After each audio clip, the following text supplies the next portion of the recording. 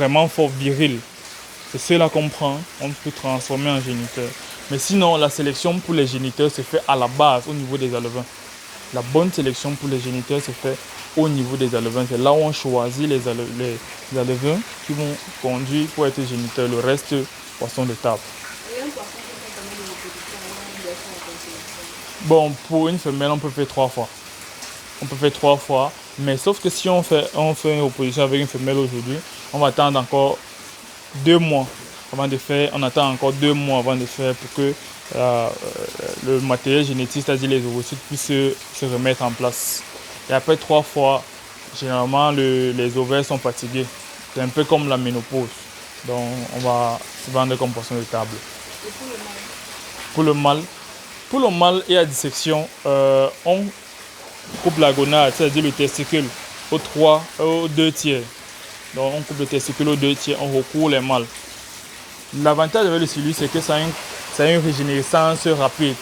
Donc, lorsqu'on va recoudre, on va laisser en bas de stabulation de remise, c'est-à-dire pour qu'ils reprennent les formes. On les administre les antibiotiques, ils vont reprendre les formes. Et après 8 mois, la gonade est régénérée et on peut reprendre l'opération. Est-ce que je me suis fait comprendre? C'est bon, non? C'est une question. Pourquoi les séparer après? Pourquoi? Les séparer dans les différentes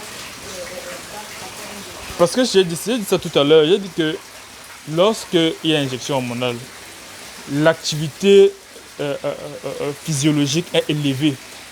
Ouais. Si elles sont mélangées, elles vont bagarrer, elles vont s'entretuer et autres. Donc ça même, puisqu'elles sont génies, le développement hormonal, c'est un peu comme on dit à la puberté, le développement hormonal chez tout le monde, chez tout être humain. Et on s'agite, la plupart du temps on s'agite, non? C'est la même chose.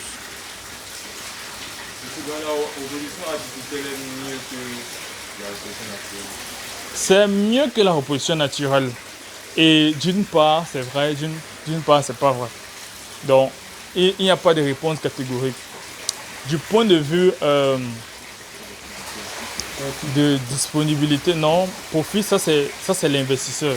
Là, c'est un investisseur. On parle du point de vue général.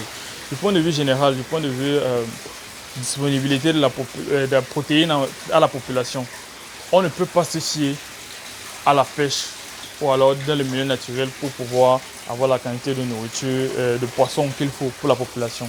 Ça, c'est impossible. Par contre, quand on fait des reproductions artificielles ici, on a assez de protéines, c'est-à-dire de poissons disponibles pour autant de populations possible. Or, dans le milieu naturel, c'est difficile. Il faut attendre telle période pour aller pêcher et même quand ça sort, c'est très très cher. C'est un peu pareil. Quels sont les désavantages de l'agriculture artificielle? Bon, des avantages, vraiment, il n'y a pas d'inconvénients. Sauf s'il y a une mauvaise pratique pendant la reproduction artificielle. S'il y a une mauvaise pratique, par exemple, je ne vais pas citer, bon, en fait, comme en Chine, certaines entreprises en Chine, qui font des reproductions pour pouvoir avoir un maximum sans contrôler la qualité. Ouais, si tu fais ce genre de reproduction, là, tu fais une mauvaise pratique. Mais si tu fais une reproduction qui respecte encore le bio, c'est encore bien.